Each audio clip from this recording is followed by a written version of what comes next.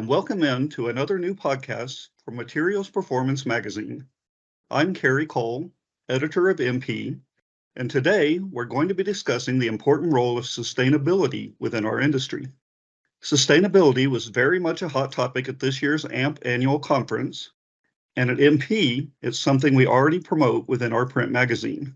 So with that in mind, we're excited to put the spotlight on it through this digital platform. We're also looking forward to discussing some of the sustainability initiatives being worked on within AMP at an association level. To help us do that, we have a distinguished panel joining us for today's podcast. Our guests are Cal Chapman and Sandy Williamson.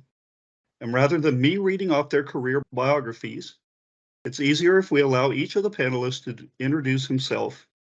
Cal, we'll start with you. My name is Cal Chapman. I have a business called Chapman Engineering Incorporated. We're based in Texas in the United States. I'm celebrating 35 years of leading this business as of this month, October. And I guess I can say I'm very proud of that. And I've also proven for one thing that I'm very stubborn. And in the history of Chapman Engineering, I actually started this as an environmental engineering and science company and then transitioned into corrosion control by the mid-1990s. And I can tell a couple stories in a little while about some big environmental efforts I was part of that led me to understand what sustainability means in a number of ways. Thank you, Cal. And Sandy? Yes, my name is Sandy Williamson. I've been a member of NACE and AMP for 43 years. I had the privilege of being president of NACE International back in 2016-17. And I've been active in the oil and gas, offshore, onshore, downhole plants and pipelines, and more recently, geothermal and lithium production, which I'm really excited about. More specific to what we're going to talk about today, I started a TEG back at the time in NACE, a technical exchange group in material sustainability, quite a few years ago. And we're going to, as Cal mentioned, we're going to talk some more details, but I ran a technical program for the Canada Area Conference on Material Sustainability and the Circular Economy back in 2019. So I've been quite active in the sustainability space for the last few years. And as we're talking about sustainability, how do you define sustainability and what ways is it affecting business in your segment of the industry? Why is it so important? Cal, I guess we'll start with you again, please. I will grab the talking stick. For me, I'm one who tries to describe sustainability in a number of different ways, a number of different settings, because everybody in whatever their industry might be, their business might be, even their lives might be, will define it somewhat differently. So to me, sustainability means you're going to maintain something so that it has a lot of reliability, something I as an engineer love to talk about. And it also doesn't pose unintended negative consequences. I'll start with that and see what Sandy wants to add to it. Well, first off, I think what's important to underline, Kerry, is that as corrosion practitioners or professionals, we really are part of the sustainability space already. But I want to throw out there, I guess, the definition that was brought up by the Brundtland Commission back in '87 to the United Nations, because I think it still is relevant, even though it's talking about sustainability in a broader sense. But that is that it's really development that meets the needs of the present without compromising the ability of future generations to meet their own needs.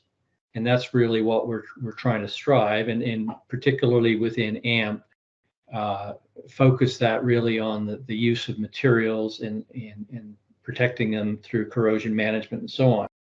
And as far as ways that it's affecting our industry and so on, I think most companies, I'm more involved in the energy sectors, and I think most companies today are actively discussing ways that they can make their operations more sustainable. I think everybody recognizes that, and there's a growing recognition that following sustainable practices has a significant return to their economic bottom line, which I guess is really important for any company that's in business. That's right. Very good. Thank you. So with AMP, we have the AMP Sustainability Task Force and other initiatives coming down the pike. There's a Sustainability Symposium and expert panel session at the AMP 2024 conference. What else do you know of being done at an association level to help with this initiative?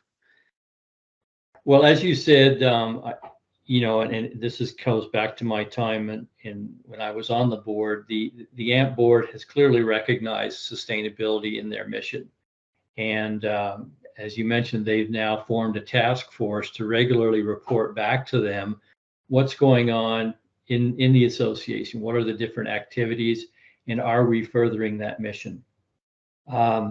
Again, I've got the privilege of chairing the symposium coming up in New Orleans at the annual conference, where we're going to have a half day on material sustainability.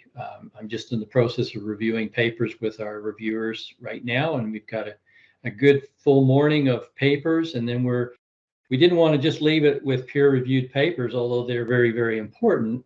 We wanted to have the opportunity to bring in a number of industry leaders and association leaders for a forum and panel in the afternoon. So we're going to kind of make it what I might call a sustainability day on the Monday at New Orleans. So we'll have a 2-hour panel in the afternoon. We're going to kick that off by giving Hong Wei Wang, who's been leading the writing of SP 21466, which is a standard on material sustainability. I've been quite active in that, and we, I think, are producing a standard in very good time. It should be finished by this year, and with the plan that we can actually have it out and circulated, and let Hong Wei introduce that as part of the panel, which I think really will show those attendees how AMP has embraced sustainability. But then and again, as part of a panel, we'll be bringing in speakers from around the world and let them chat about what sustainability, kind of like, I guess, our podcasts, like what the sustainability means to them, and then still leave an hour for discussion and so on. So lots of activities planned, and I think it's going to be front row and center at the conference in New Orleans. Excellent, Sandy. Thank you. And Cal?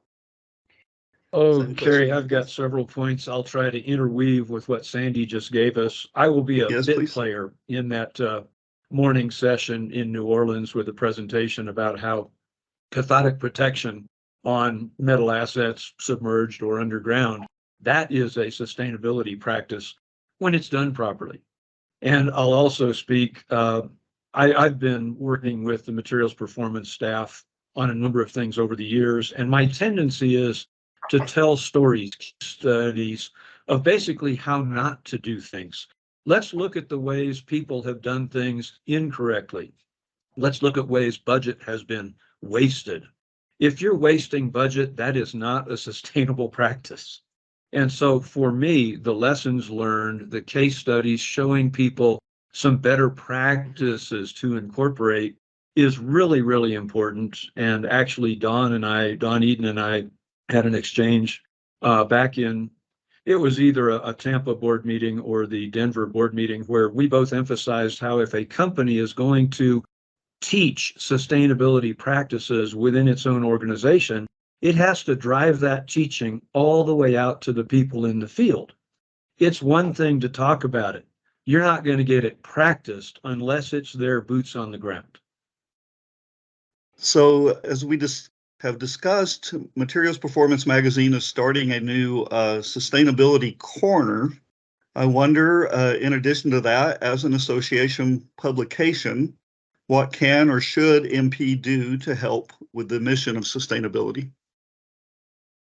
I would love to grab this first, Kerry, because I've talked with a number of people within the NACE, now AMP, management for the last few years. About the point Sandy just made earlier. NACE, SSPC, with whom we've now combined, and AMP, These have been organizations that were practicing sustainability in the 1940s and 1950s, beginning in North America, but then spreading around the world. Many of the things we have done as this big organization drive sustainability processes, but I don't think we've talked about it in that kind of language historically. And so one of the things I've done recently as part of the presentation that will go forward in New Orleans is to look at things like the NACE impact study that was published in 2016 that described very well how investing in asset sustainability gives return on those investments. We obviously don't put a pipeline in the ground, build a great big bulk storage tank for potable water or oil or refined products, and expect to give up on it in 10 or 15 years. We have to build those with good design, good construction, and then maintain them to get long, safe service lives. That is all sustainability process. Very good point. Thank you. And Sandy, what do you have in mind as far as what MP can do? I think Cal's pretty well covered it with his response. I think our mission right now is to allow more and more of our members through your publication or through our publication understand what this word sustainability really means. And I think if you're going to have a regular article, I think one of the most effective ways is to have regular case histories, being whether it's the cathodic protection sector, whether it's the coating sector, and we've got coatings papers coming up in New Orleans on this, whether it's in the steel industry, whether it's in pipelines, whatever. I think there's and we've included what we can in the back end of the standard that we're going to publish to help people say, that's my industry, and that's something I'm familiar with. Okay, how did they go about it in there? And I think the light bulbs will start to come on as they see something more specific being talked about in their industry. So I love the idea of having that sustainability corner or sustainability regular article, and just take it in bite-sized pieces that way. I like that a lot. If I could add one quick thing, Kerry. Yes, I was sitting with MP staff in Houston just a couple of months ago to talk about the Sustainability Corner, some ideas. But I asked those staff people, okay, let's go through the articles you have in your last 3 months. How many of these do not have something that is sustainability related? Yeah, it's a small number. In other words, we are talking about sustainability, sustainable practices, case studies showing why you should have done it differently over and over again. We just have to change the language we present with a little bit to get people more aware. An excellent point. Thank you. Are there any trends or new technologies to watch for as it pertains to the sustainability push? What's on the horizon? I'm going to take a short try at this, and then I think Sandy will probably have a lot more. For me, again, strong engineering background, strong environmental background. I've only been in NACE, now AMP, for 25 years, so I'm far behind Sandy. I really did the environmental career for 15, 18 years before corrosion control became something I had to go learn about and practice. But for me, we have to be very careful about finding good energy sources that have obviously we want them to be clean energy sources, but to be sustainable energy sources, they have to be affordable to deliver to all of our population. That is maybe the biggest challenge we face, is to find things that the taxpayer does not have to subsidize. Subsidies are not sustainable in my estimation. Sandy, from there, what would you like to add? Well, yeah. So this, to me, is where the service and the supply companies come in. And, we're hopefully going to talk about that again more in New Orleans. But when they take a closer look at the ingredients that they use in their product or service or how they go about it, that's what we're really asking. Can they reuse materials at end of life? Can they repurpose them? Can they remanufacture? We all know the word recycle fairly well, but those other terms about reusing, repurposing, and remanufacturing, and there's probably a few others, but in other words, don't just throw away things at the end of life, because now you're basically going back to raw materials, and more importantly, the energy required to convert those raw materials into something useful. So that's why we really like the concept of the circular economy, where when we design something right at the outset for the use of a material, we're also thinking right at end of life. What are we going to do, or what could we potentially do? Like the steel industry is a fairly easy one. The aluminum industry is fairly easy because you can essentially remelt these products, and people are becoming more clever about actually separating different materials or elements when you melt components and so on, and even plastics. That's a huge issue. All the non-metallic space that we deal with within AMP. What are we doing with all these materials at the end of life, and can we somehow repurpose them? And ultimately, when they look at this, I think what we're going to be able to start to come up with and start to see is that these companies will understand that, we found a way that this material could be used at the end of the life we had planned for it, but we're going to get a return by selling it to somebody else that they can use in some other space. And this is the whole concept of industrial symbiosis. And I know that's a different term for some people, but essentially it's where you have, the easiest way to think of it is where you have an industrial park, where you have multiple industries producing multiple different products.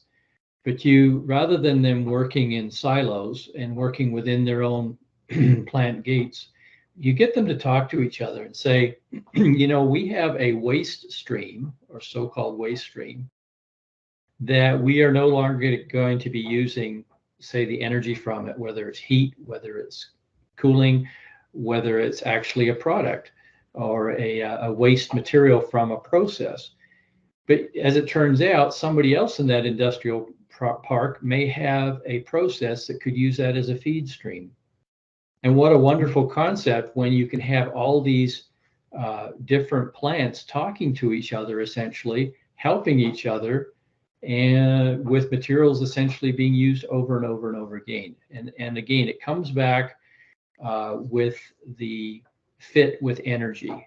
And the world is challenged with energy and finding ways to supply electricity or energy for these processes. But there's a massive amount of energy used for making raw materials. Anytime we can get away from that and harvest the energy that's already been put into some of our materials by using them over and over again in the circular economy idea, I think the companies are starting to recognize lots of different opportunities there. So I think that's a really good, I think a really good space for AMP to play into. Those are excellent points. Thanks to you both. And I wonder, as we're talking about sustainability, it comes to mind to me that a lot of people in the general public might think of oil and gas, for example, as sort of a polluting industry. Is there some reputation management, do you think, that needs to be done to say we're already doing a lot with sustainability and we're working toward even more in the future? Does either of you want to take that one? Well, yeah, I can give a first crack at it, being in oil central north in Canada here. Yeah, we see that all the time with these companies. And like I mentioned at the outset, most companies these days have got the word sustainability comes up in their corporate report. How well they cover sustainability, I think that's a role that we can play in helping them with that. And then this kind of segues over to the Impact Plus program that Cal mentioned earlier. Elaine and her team at AMP have done a wonderful job of rolling out Impact Plus and helping companies understand how to be better managers of corrosion with the understanding their corrosion management program. But what we did in the cost of corrosion study in Canada, when we essentially sent out questionnaires to companies a couple of years ago, we on corrosion management to allow them to better understand what their practices are. We actually tacked on 10 more questions in the sustainability space. And as Elaine and I have gone forward with this, we've really been working together to understand how can we, if we're going to talk to a company about corrosion management, we may as well have some questions or have some discussion focused more on sustainability as part of that corrosion management. If they go together so well. And I think companies are wanting to get that recognition, and in many cases, it's very well-deserved recognition for what they do. As you mentioned, it doesn't hurt the reputation of a fossil fuel industry. It gets enough knocks in the press as it is, but there are many efforts being taken to reduce the footprint of emissions, and that's really, as we go forward with the energy transition, which I think we need to keep on that line. We're just going to help the energy transition as we move forward become more of a sustainable energy industry too. Very good, thank you. And Cal? I've got actually a couple of things I will add to that. I like Sandy's comments and approach very much. First of all, in my history, as an individual working in first the environmental space, then the combined environmental and corrosion control space, I had a very interesting experience, actually obtained some US patents related to it with my original business partners. In the late 1980s, the United States started heavily regulating underground fuel storage tank systems, because their operation was polluting a lot of groundwater aquifers, a lot of water supplies for towns and cities, and various other problems. So between about 1989 and the late 90s, I worked on this, not exclusively, but very, very heavily. And what I learned through that process was, in just the United States, underground fuel tanks went into use in the very early 1900s. And we used them with no regard for spilling these petroleum products on the ground surface, leaking them into the underground. So you had about 5 generations of people enjoying the benefits of underground fuel tank systems without having to pay for any of the undesirable consequences. And then lo and behold, the mid to late 80s, we learned what was going on, and we had to put fees together and go structure state reimbursement funds to be able to allow many of these small companies, even mom and pop entities, to deal with these consequences. So what did we do over 70 years? Well, we did it the wrong way for a long time. Then we learned how to remediate the bad and then operate far, far better going forward. Now we have an underground fuel tank industry that rarely lets anything get out into the environment subsurface. Air emissions is another story I could talk about too. But again, we have to apply these lessons learned to similar processes, and again, be much smarter about how we apply our precious resources. What are resources? They are money, they are energy, they are human effort. There's more on the list, but start with those 3. Those need to be invested wisely, invested properly, or we're doing damage.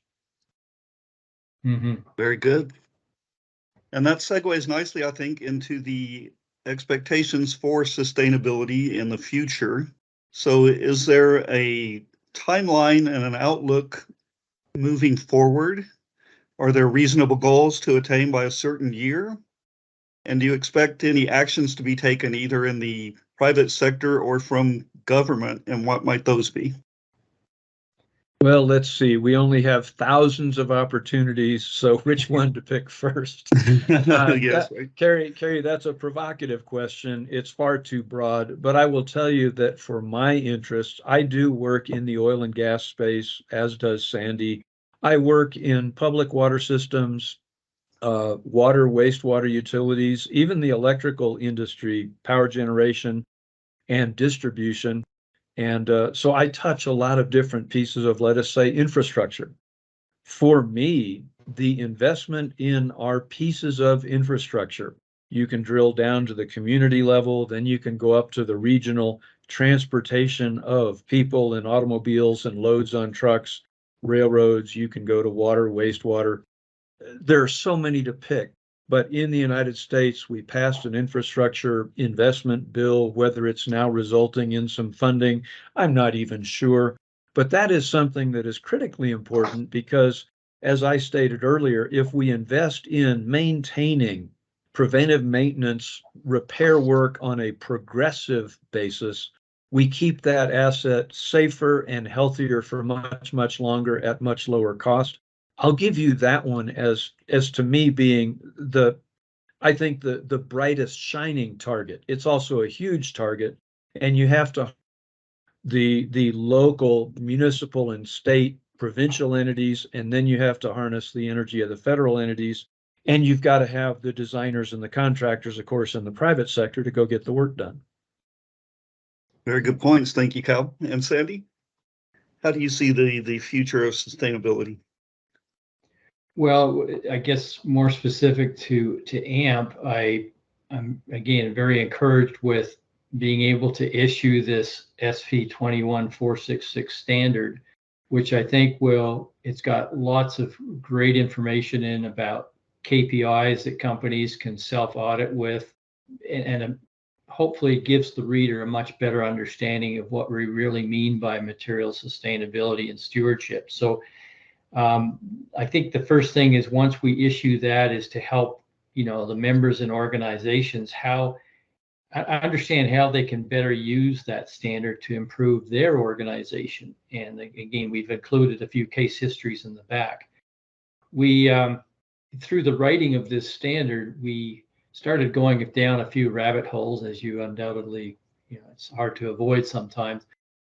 So we kind of backed out of those rabbit holes and said, let's keep this standard to be as general as possible, not try to talk about a particular industry. So I think one of the next steps for AMP to take on would be, to generate some further standards that are more specific to the cathodic protection space, or some of our different supply spaces, or even, oil and gas pipelines and so on.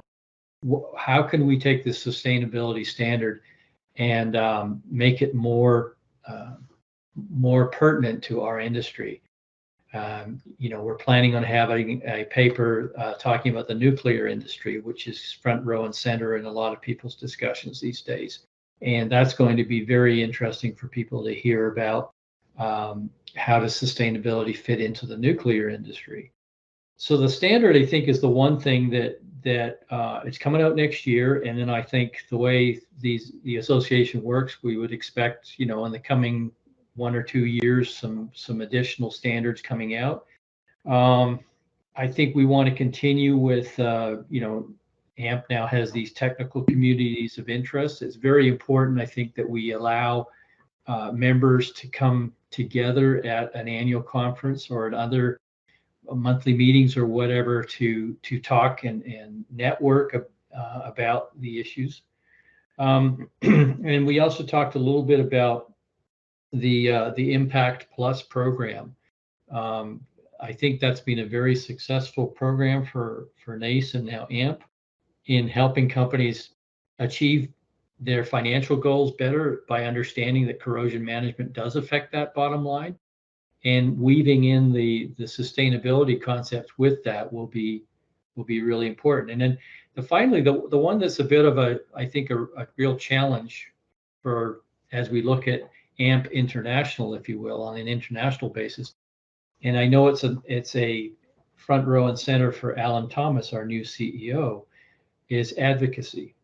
And how do we get, as Cal had mentioned, regional, municipal, regional, provincial, state, whatever, and federal governments, how do we get their attention with this? Because move the politics aside. This is a bipartisan type of issue. This is something that makes sense no matter what stripe you are. Absolutely. And, we don't want to get too much into the climate change rhetoric side of things. I think we've got a really good bipartisan message to be able to bring forward with our policymakers, let alone the business leaders. So advocacy, I think, is very, very important with this. How do we get this message out? And one of the ways is through conferences. If we've got a standard that we can stand behind, and then we have maybe some area or AMP sponsored one-day seminars, whatever. Let's keep the ball rolling on this and allow those people that want to get more information, give them that opportunity. So that's the thing I think that's most important and probably the most challenging is the advocacy side of things. Sandy, if I could add to this just one thing, and that's you gave us some phenomenal content right there. To me, advocacy is almost always education of whoever it is you're sitting with. We as an organization have some very strong messages to teach about. You obviously have to fit it to your audience, whether this is a regulator, whether this is a politician or the political staff. I work with a lot of cities on maybe the client has an environmental problem, maybe the city has public water system corrosion control issues. We get to teach them what to do better. So both within AMP for our own education processes, but especially reaching outside the organization into the general public in all these ways, how can we get our people to educate effectively every chance they get? Now, I've come to the end of my prepared questions, and I'm going to give you time for closing thoughts, but is there anything I haven't asked that you feel like our listeners would also need to know here? From my perspective, Kerry, I think the questions were bang on. I think it covers the topic well enough for the listeners. And from my perspective, it's from a closing thought perspective is get involved. AMP's been a wonderful organization to network with and to learn with over the years for myself, and I know for Cal as well, and our membership. So I'm looking forward to seeing people and hearing their sustainability stories at the venues that we have coming up in New Orleans. And I think we just, the more opportunities we've got to get together and share, the more we're going to make progress on this. I would give emphasis to one point I touched on earlier, and that is for every person in every job, make your budget, get the work done effectively, cost effectively. You're not going to get the second amount of money to redo what the first amount of money was supposed to do. And yet I see this happen time and time again. If you're going to let somebody waste your money, that's not a sustainable practice. All right, so I'll give you a chance at this time to give any closing thoughts, and in particular, looking for a call to action. If our listeners want to know more information, is there some place you would direct them? Yeah, as I mentioned earlier, I think the call for action is get involved with the technical community of interest that we have established on material sustainability. We're going to have a half a dozen excellent papers covering coatings, CP, nuclear, inhibitors, and so on that will be issued as part of the proceedings. And I think the panel discussion will be a really good chance to sit back and listen to what's going on and get involved with the technical community of interest. And I think they'll find it very rewarding, both personally as well as I think for their organizations. Thank you, Sandy. And Cal? I have two messages in closing here. First, a thought that strikes me from something we went over earlier. A lot of companies, I think, have success stories that have sustainability in their roots. They should tell that story to the public. For my clients who are in oil and gas, petrochemical, yes, they do keep their heads down. There's a lot of flack being thrown around too frequently. I think they do have successful operations, improvements in operations. They could advertise, they could show we have accomplished a more sustainable process, practice, whatever. I think that would be a great positive message for them to put out. That's one. Sandy emphasized how people should be getting involved in the technical communities at the conferences. And I'll just re-emphasize, we have to educate one another and learn from one another about both our successes and our not successes. Let's learn from the mistakes, but let's also learn from the positive things being done. Right. Very good points. Thank you. I do appreciate the excellent insight both of you have provided, and want to thank you so much again for taking the time to speak to us today about sustainability. And with that, I think we can bring this episode to a close. If you want more resources from us, you can learn more about AMP's initiatives at amp.org. You can also go to materialsperformance.com for the latest information from Materials Performance Magazine. While there, if you click our sustainability tag, you can see all of our recent and archived content related to sustainability. On that note, we can adjourn. For Cal Chapman and Sandy Williamson, I'm Kerry Cole, the editor of MP. Thanks for listening, and please come back soon for another new episode.